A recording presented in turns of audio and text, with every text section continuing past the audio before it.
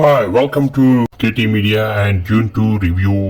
Dune అనేది 1965 novel నుంచి Frank Herbert writer రాసిన నావెల్ నుంచి ఈ మూవీ చేయడం జరిగింది. అలాగే పార్ట్ 1 మన 2021లో రిలీజ్ అయింది, ద బిగ్ సక్సెస్. పార్ట్ 2 ఎలా ఉంది అంటే, ఇది మనకు ఫస్ట్ చూస్తే హీరో పాల్ ఎవరైతే ఉన్నారో వాళ్ళ ఫాదర్ను మర్డర్ చేసి తన సామ్రాజ్యాన్ని ఆక్రమించుకున్న తర్వాత పాల్ కూడా అక్కడ ఉన్న ట్రైబ్స్తో అంటే అరాకీస్ ఫ్రీమెన్స్తో కొలాబరేట్ అయ్యి వాళ్ళ గ్రూప్ నాయకుడిగా ఎలా ఎదిగాడు అనేది సెకండ్ పార్ట్లో చూడడం జరిగింది. అలాగే దీంట్లో అక్కడ ఉన్న ఫస్ట్ పార్ట్లో చూస్తే వామ్స్ ఎడారి పురుగులు ఏవైతే ఉన్నాయో అవి పురుగులు కాదు, చాలా ఎందుకంటే ఒక భవనాలు లాంటి పెద్ద పెద్ద భవనాలను పెద్ద పెద్ద మిషనరీస్ని మింగేసేంత పురుగులు ఫస్ట్ పార్ట్ చూసిన వాళ్ళకి తెలుస్తుంది. కానీ సెకండ్ పార్ట్లో వచ్చేటప్పటికి ఎందుకంటే మనకు కనెక్టివిటీ మైండ్ వైజ్ అండ్ సైకలాజికల్గా ఫిజికల్గా అండ్ ఎమోషనల్గా కూడా ఈ మూవీలో వీళ్ళ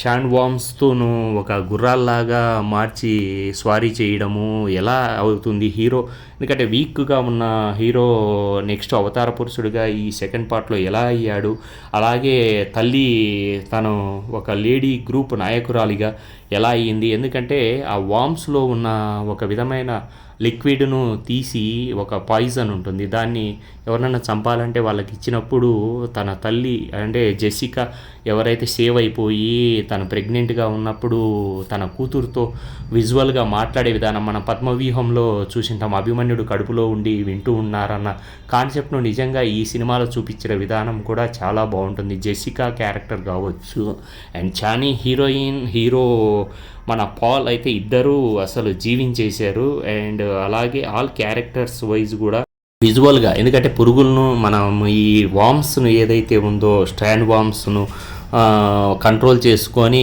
మిగతా రాజ్యాల మీద దండయాత్ర చేయడము hero, these are all part of. ఎందుకంటే స్పైసెస్ను వీళ్ళను ఒక పాల్ అనేవాడు ఎలా ఎదిగాడు, వాళ్ళందరికీ లీడర్గా మళ్ళీ ఎలా తయారయ్యాడు అనేది మాత్రం ద బెస్ట్గా దీంట్లో ప్రొజెక్ట్ చేసిన విధానం చాలా గ్రేట్.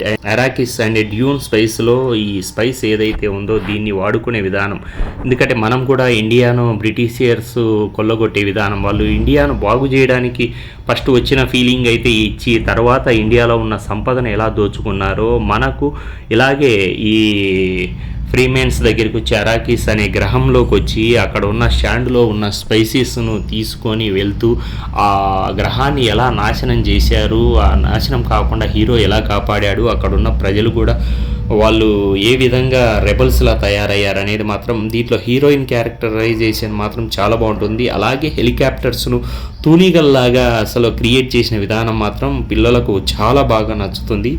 ఇందులో ముఖ్యంగా చెప్పుకోవాల్సింది ఏంటంటే ఎడారి జీవన విధానంలో వాటర్ ఇంపార్టెన్స్ ఎంతో ఉంది, లేకపోతే రేపొద్దున వాటర్ లేకపోతే మన జీవితాలు ఏమవుతాయి, ఎలా తయారవుతాయి అనేది ఇండైరెక్ట్గా ఇన్డెప్త్గా చెప్పిన విధానం. ఎందుకంటే ఐ డ్రాప్ ఏడిస్తే ఐ డ్రాప్ రాలేటప్పుడు కూడా వాళ్ళు ఎంత ఫీల్ అవుతారో ఆ ఐ డ్రాప్ను కూడా ఎలా కాపాడుకుంటారు, అలాగే ఒక బాడీ శవం అయితే ఆ శవం నుంచి కూడా వాటర్ అనేది ఎలా వస్తుంది, ఎలా తీసుకుంటారనేది దీంట్లో చూపించిన విధానం చాలా బాగుంది. ఇది పిల్లలకు చూపిస్తే వాటర్ సేవింగ్ అనేది కూడా నిజంగా కామెడీగా అనిపించినా కానీ చాలా సీరియస్ మ్యాటరు, దాన్ని వాళ్ళు మనసుకు తీసుకునే విధానం మాత్రం చాలా బాగుంటుంది రెగ్యులర్ తన జీవితాల్లో.